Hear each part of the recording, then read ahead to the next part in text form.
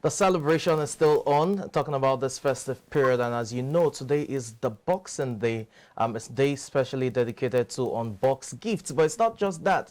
There's a history behind it, there's a significance, there's a tradition that comes with the Boxing Day celebration itself. And joining us to discuss this and more, we have Pastor Adebanjo, rather Onobanjo Daniels, I beg your pardon, who joins us virtually. Good morning, welcome to the show.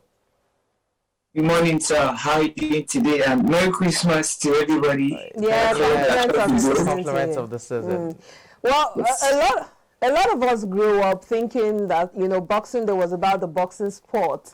And especially on TV, we saw that most times what you saw on the screens were boxing matches and different games. And, you know, that kind of engraved that memory or that thought in us that Boxing Day was about boxing and all of that, especially for those who didn't grow up with silver spoons. But tell us the significance of Boxing Day. Yeah, thank you for having me. So I'm straight to the point. Boxing Day is an ancient tradition, you know, that started in the Great Britain, where people who have served their masters for several years are expected to get a box that has some extra cash or a gift. So Boxing Day significantly is a day where you unbox gifts given to you by people you have served or people you love. It originally started as a tradition to gifting the poor, people who are less privileged, you know, letting them know that this celebration involves them and is also for them. So Boxing Day significantly is a day where people are giving gifts, either by cash or by kind, just to encourage them and let them know that they are part of the scene. So it's basically an inclusiveness gesture by people who have more to people who have little. That's Boxing Day specifically. So you're saying that it's a British practice. How did we imbibe it into our culture? And do you think we are fully imbibed it? Because a lot of people would tell you, well, I've not even eaten 3 square meals. You're telling me about, you know, giving gifts. So I must tell you that, I think it's a no-brainer today that everything that we do in this part of the world, Africa, emanated from, you know, the United Kingdom. I mean, we're colonized by them. So everything they do, we get to do here. I mean, we drink tea and coffee in Africa, even though our temperature is about 37, just simply because. All right, Demola Daniels, they're talking to us about the significance of Boxing Day, and he was talking about the fact that a lot of our culture was adopted. Yeah. Okay, I think he's back. Demola, go ahead, please. In fact, the people who started this tradition. Okay. Even the way you are dressed is British. Apparently, you know, the culture isn't static; it's hybridized, and because of the movement of people, you always have that cultural clash, wherein there will be an hybridization of you know, culture in that sense. So I quite understand, you know, the basic or the history behind Boxing Day. Okay, we still have Ademola Onobanjo Daniels. You have the floor, please. Shoot. Yes. Okay, so the question is that is the significance still relevant today? Yeah. I would say yes and no, but I would say yes and no because quite a number of people have lost the significance of giving. I mean, people now, instead of trying to give, they want to get. Okay. Actually, the essence of Boxing Day is a day where you set out to give of your best to people who don't deserve, because that is what Christmas signifies. I mean, God gave us his best to the people who least qualify. So do we have that experience now? I say no, because a lot of people are looking for gifts. A lot of people have turned Boxing Day to shopping day. It shouldn't be. Boxing Day should be the day where you set out to give out gifts to people who least qualify. Okay, I mean, I would like to take you on that line of thoughts. Talking about, you know, Christmas and God give freely, so Boxing Day we should give freely. That those who have the conception that the mindset rather that Boxing Day is a Christian celebration because of Christmas, just a day before. Is that true, or it's a celebration for all religions?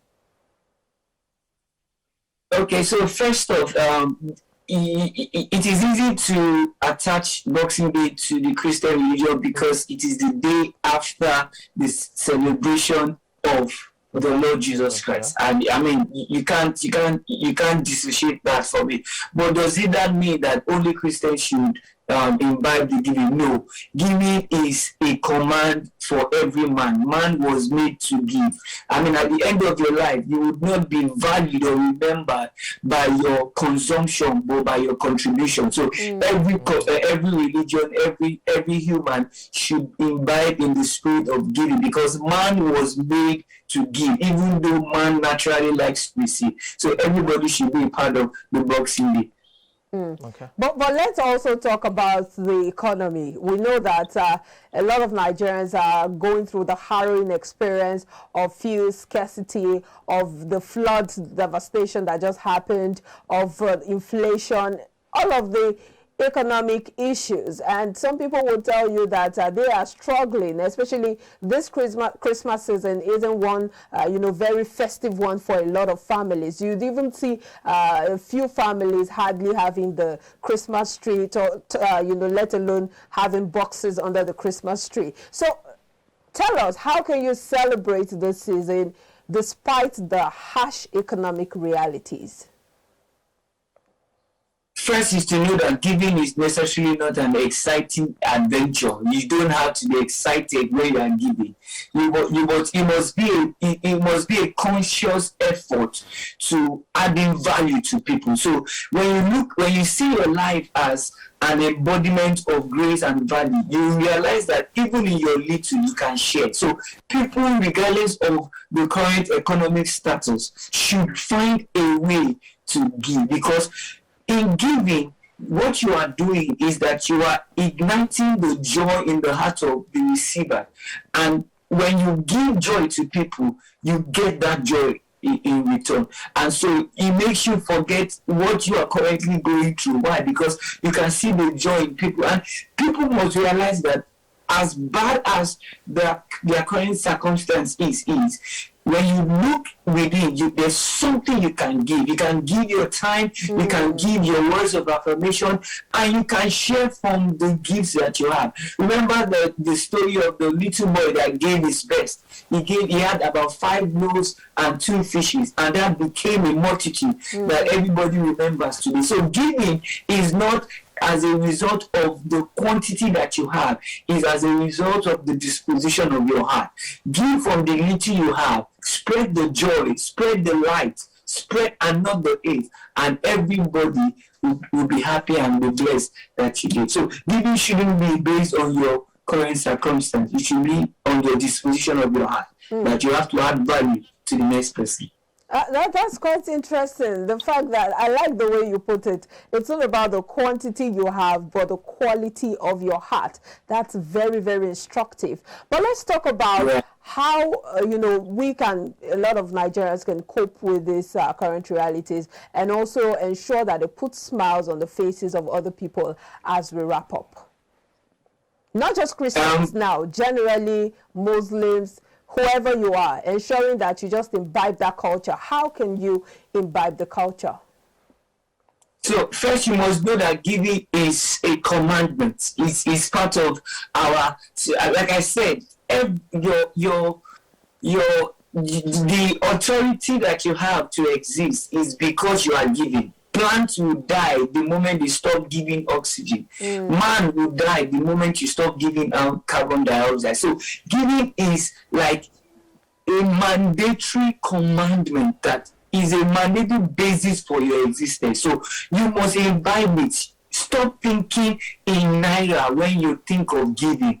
Think in value. Think in the contribution you are adding. Think in the lives you are touching. Think in the fact that you've got a God to please, a kingdom to build. You think in the fact that when you give, You are not giving because you want to oppress. You are not giving to prove a point. You are giving because if you don't give, then you have no right for living. So you should give. You can give a smile, just like you are smiling like me. That your smile can just give me another reason to believe in my future. Giving should be, and then giving shouldn't be. Boxing Day should just remind us of the essence of giving. We shouldn't wait till Boxing Day before we give. Wow. We should give from the first day of January to the last day in December, knowing that that is the essence of our lives. All right. Well, let's also talk about, there are people who actually are in, what's it called now, orphanages, people who are in charity homes, and also people who have gone through this flood devastation. You have talked about the fact that you shouldn't give to show off, but you should give as a way of, knowing that it is a mandate and it is a way to live. But these people, there are some people who just believe that all that is to life is about receiving and receiving. How do you build that culture? Because how do you know who to give, when to give, and the kind of gifts to give people? Because sometimes you give people some gifts and they're like, really, what is this? This isn't what I need at this time. These are some issues that are attached to giving.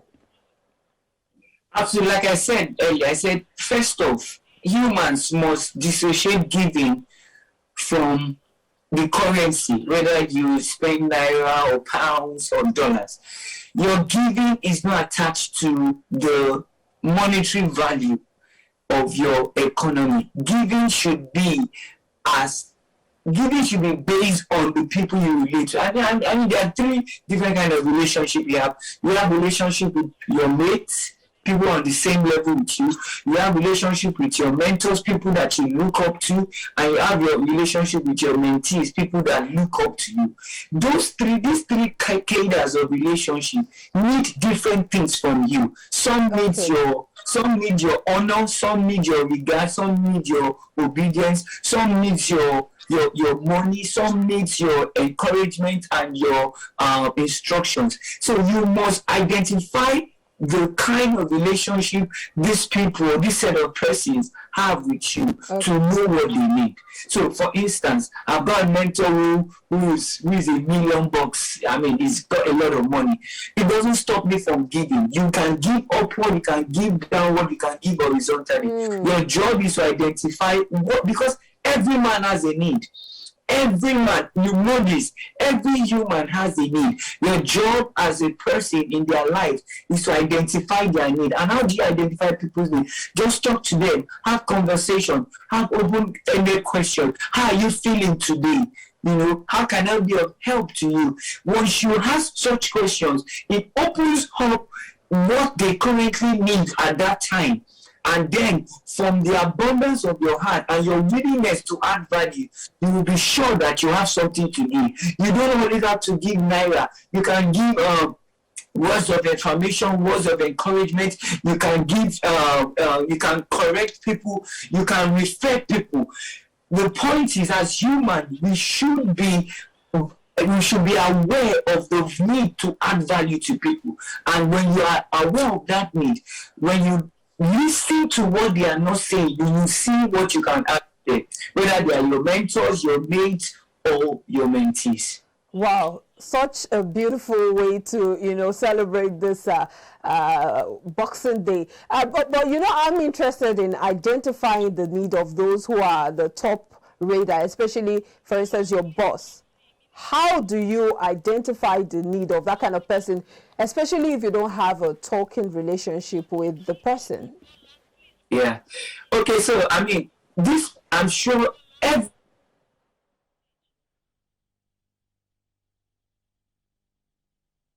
All right, looks like we've lost connection with Pastor Demola Daniels, but that's a very interesting way to wrap it up. But it's been a very, very instructive conversation, especially as he emphasized that giving shouldn't just be about material or monetary gift. It should be about the heart, the quality of the heart, and that's a very, very key instruction for me and especially for everyone. Well, we'll take a break now. We'll be back with more conversations. Don't go anywhere.